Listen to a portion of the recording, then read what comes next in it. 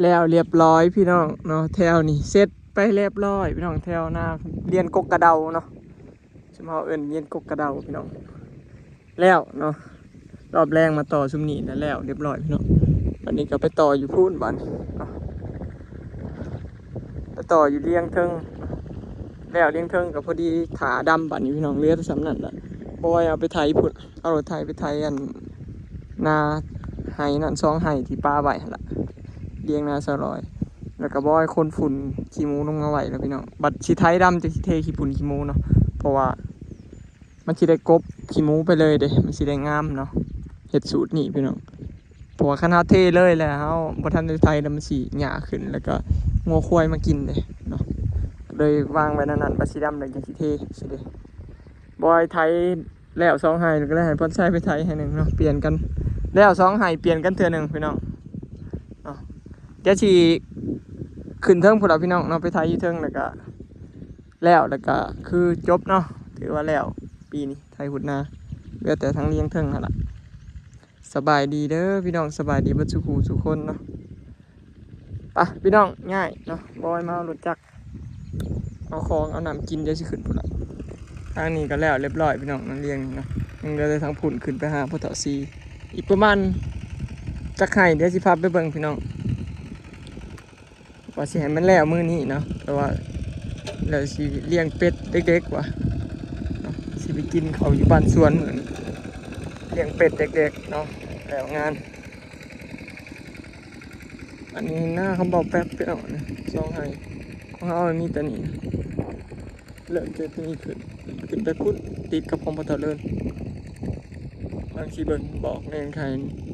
2 3 4 5 6 7 8 9 10อีก10ให้อีก10ให้พี่น้อง11ตัวหายเทิงเนาะเหลืออีก11ให้สุดท้ายประมาณนี้เหลือ11ให้พี่น้องรอดูว่าจะเสร็จไหมวันนี้ตอนนี้ก็ประมาณ3 โมงกว่าแล้วจ้ะตอนนี้4 โมง 26แล้วพี่น้องสิแล้วบ่ได้เหลือ51ให้สุดท้ายแล้วตาซีแล้วก็ปั่นข้างหน้าพี่น้องมีคนไทยหลายเลยได้รับปั่นข้างหน้าปั่นทุกปีแล้วอยู่บ่พ่อเฒ่าฮะ4 โมง 26อะไรนี่11ให้11ให้น้อย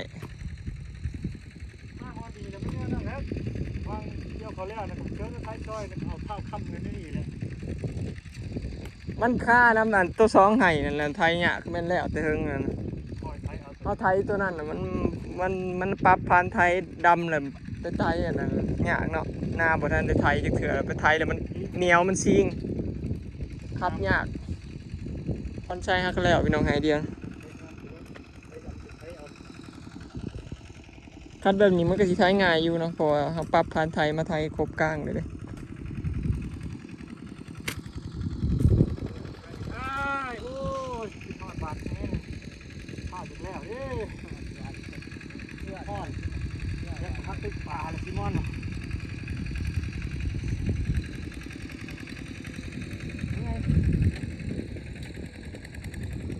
ปากขึ้นมาเนี่ยเพิ่นพี่น้องคืนพาซิมอนไปฝากซิมอนใช้หน้าซอยซิมอนหน่อยพาไปฝากข้ามกลมมาเลยยังครับเนี่ยเดี๋ยวถ่ายอีกขั้นหนึ่งพี่น้องข้าแม่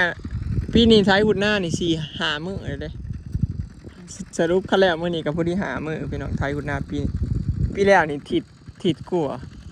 ปีแรกนี่บ่ได้เล่งบ่ได้ฝ่าวเนี่ยไทยไปนำพอซีปั่นข้างหน้าไปนำเลยพี่น้องแต่11หายยุดถ่ายพี่น้องเดี๋ยวถ้าถ่ายพันใส่มาให้มันแล้วบัดซานเนาะเลี้ยงมันอีกอันนั้นโต๊ะขาวๆนะของปทเลินพี่น้องของเฮาฮอดแต่ในนี่เนาะแล้วก็สิไทยออกมา11ให้ร้อยยังน่าเก้าให้10ให้น้อยรวมทั้งโซดาเด้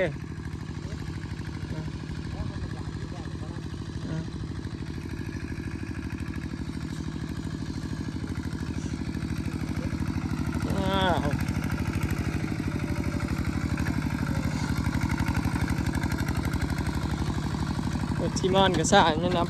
ซื้ออะไรมาใส่แล้วพี่น้องได้แป้ง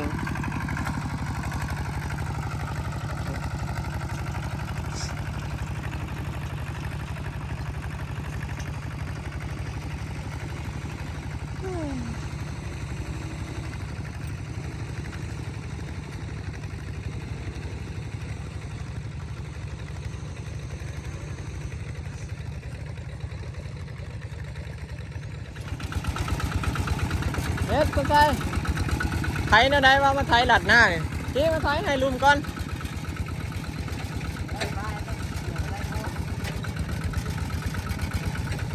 เฮ็ดให้มันแล้วมื้อนี่มื้อแรงกินเป็ด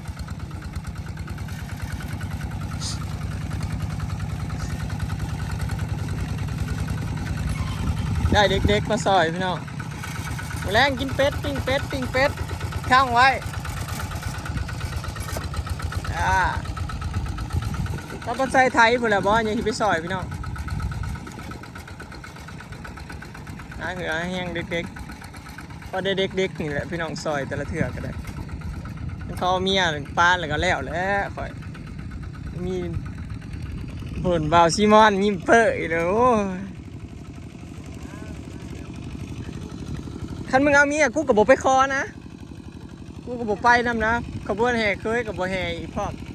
แห่เองโลดอันเด็กเอาปะนะญาติพี่น้องบ่มีนะเขาบ่พร้อมเด้ เฮ็ดสุดาบ่าวสุดาคือบักลูกเคยเฮ็ดบักลูกเคย บักลูกเคยปลาเทายามนาเด้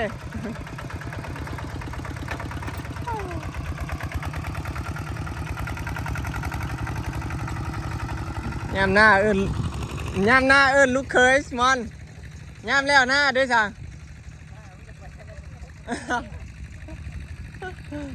ยามหน้าเอิ้นลูกเคยแล้วหน้าแล้วมึงจะไปทางไหนกับไปใช่ไหมนะโมเมนต์ลูกเคยข่อยฮะวู้มันบ่พอสิลมเลยนะมอนอย่าไปไหว้กายพุทธให้นั่นเด้เขาไปลิบป่วยลูกคางหนึ่งเจ้าให้ในเทิงลิบป่วยแล้วเจ้าแน่ปั๊บพันไทยขึ้นย่อหรือไทยขึ้น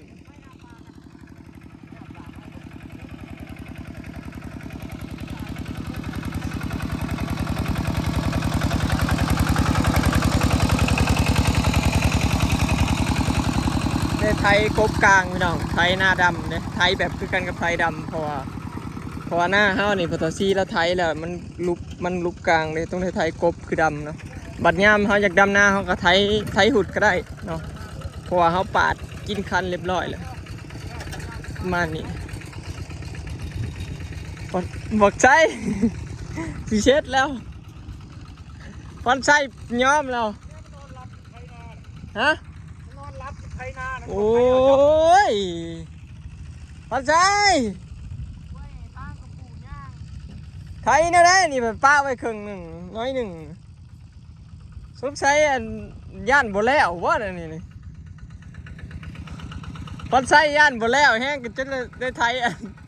จนไทยนั่นค่ะนั่นแหละยังว่าภาพอยากแล้วไว้จนทั้งกลางกับบ่ไทยจักสามไดมอน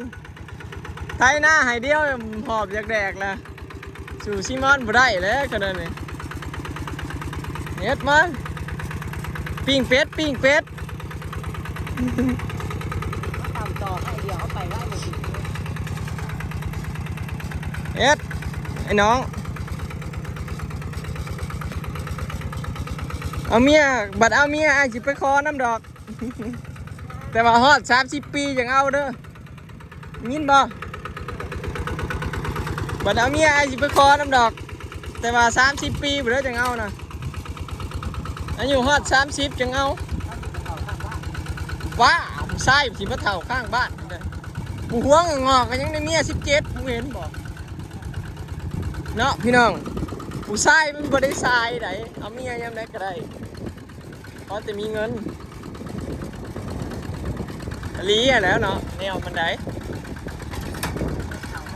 แม่น ท่องไว้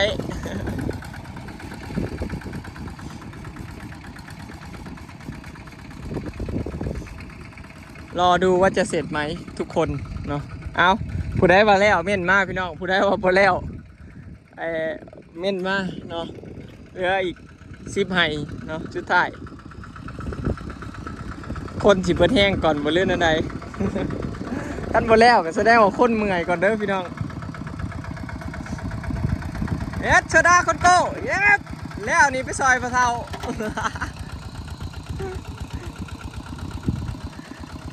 บ่าวสุดามาซอยบอยตลอดเด้อพี่น้องอันบ่าวสุดานี่ก็เพิ่นเคยมาซอยเนาะมาซอยบอยตลอดเวลามีเวียกมีงานหยังก็บอยก็บ่ได้บอกดอกเพราะว่าบอกเพิ่นมาซอยดอกพี่น้องบ่าวสุดาก็แบบเพิ่นมาเองพี่น้อง เพิ่นมาเล่นแล้วพอดีเห็นบอยไทยหุ่นหน้าแล้วเพิ่นก็เลยมาไทยซอยเองในบ่าวสุดานะพี่น้องบอยบ่ได้บอกเด้แบบสิว่าไดมันเพิ่นอยากมาซอยหั่นนะพี่น้องเฮาเวลามีงานกินนั่นกินนี่บอยก็เอิ้นเด้น่าเด็กๆน่าสิเห็นแบบความดีของเฮามั้งเนาะพี่น้องอยู่เมื่อใดแบบคนที่เขามาซอยเฮาแบบบ่ได้บอกนี่คือแบบแสดงว่าเขาก็อยากซอยเฮาอีหลี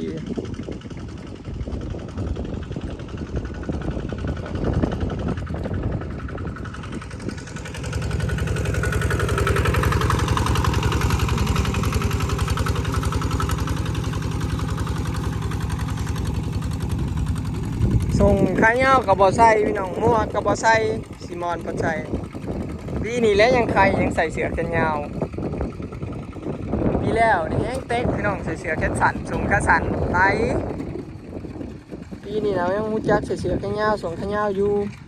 บอนไซนะฮู้จักใส่ส่งแขนยาวอยู่เสื้อแขนยาวอยู่แต่ว่าซิมอนนี่ใส่แต่เสื้อแขนยาวส่งแขนยาวบ่ใส่เปลี่ยนแปลงไปแต่ละปีเนาะเริ่มเป็นบ่าวแล้วก็ฮู้จักยันดำยันหยังแต่ว่าหมวกยังถิ่มคือเก่าพี่น้องส่วนหมวกนี่คิดว่าอยู่ฮอด18 ปีพุ่นแหละเขาจังสิฮู้จักใส่หมวกพี่น้องยันหน้าดำเอ็ด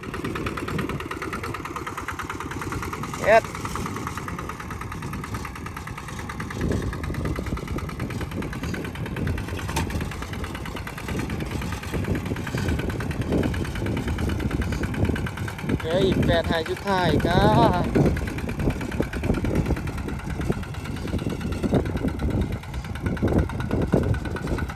ส่วนทั้งหลุมเท่าหน้าเงาน่ะแล้วเบิ่เด้อพี่น้องเหลือแต่ซ้ำนี่แหละเนาะซ้ำเห็นนี่แหละ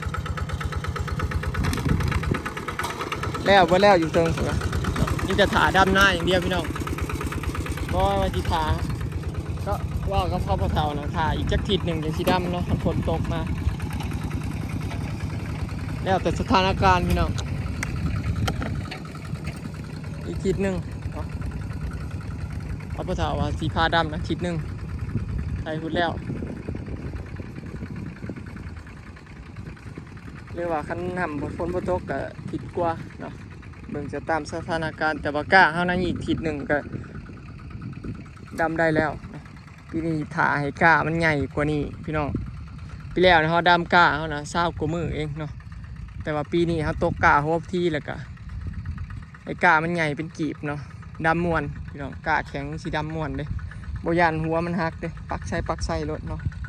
แล้วก็เข่าก็ขึ้นไว้เพราะว่ามันใหญ่คันดำกล้าน้อยมันสิอยากตายอยากหาดอยากติดทากในน้อยหนึ่งก็เสร็จนั่นเด้พี่น้องแล้วก็บ่งามล่างเนาะถ้ามันใหญ่กับมันก็สิดีกว่าเนาะเวลาอายุมันลายมันใหญ่มันแก่แต่ว่าข้อเสียของการดำนะเขากล้าแก่นี่คือคันเฮาดำบ่ทันนี่มันก็ขึ้นบ้างเลย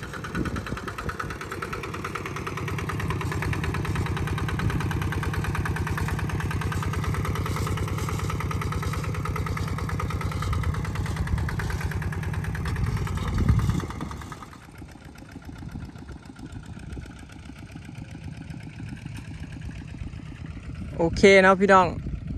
คลิปนี้ก็สิขอเก็บภาพบรรยากาศไว้สำนีเด้อเนาะพี่น้องเดี๋ยวรอรุ่นเบิ่งเนาะรอบค่ำว่าสิแล้วบ่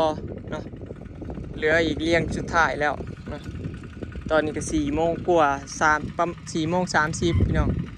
สิแล้วจักโมงเดี๋ยวรอรุ่นเนาะไป ไปแล้วพี่น้องสบายดีฝากเบิ่งคลิปฝากเป็นกำลังใจให้เด้อพี่น้อง